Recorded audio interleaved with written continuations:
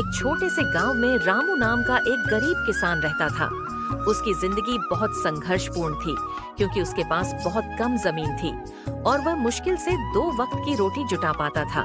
फिर भी रामू मेहनती और ईमानदार इंसान था।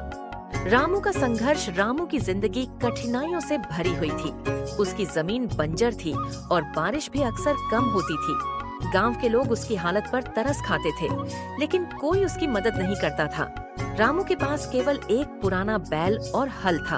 वह रोज सुबह सूरज उगने से पहले खेत में काम करने जाता और देर रात तक मेहनत करता। आशा की किरण एक दिन गांव में एक साधु आया। साधु ने रामू की ईमानदारी और मेहनत देखकर कहा, बेटा, मेहनत का फल जरूर मिलता है।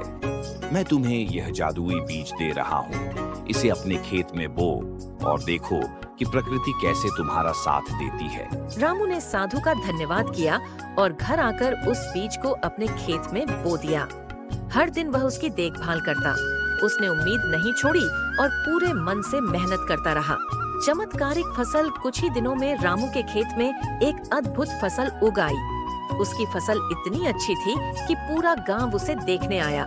रामू ने फसल बेचकर बहुत पैसा कमाया और अपनी जमीन को उपजाऊ बनाने में लगा दिया। रामू की सफलता अब रामू के दिन बदल गए। उसने अपनी मेहनत और ईमानदारी के बल पर अपने हालात सुधार लिए। उसने गांव के अन्य गरीब किसानों की भी मदद करनी शुरू की।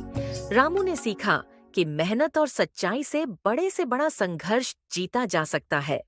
सीख गरीब रामू की कहानी हमें सिखाती है कि मुश्किलें चाहे कितनी भी बड़ी क्यों न हो, अगर हम सच्चे दिल और मेहनत से काम करें तो भगवान भी हमारी मदद करता है। ये कहानी यह भी बताती है कि उम्मीद और ईमानदारी हमें हर हाल में सफल बना सकती है।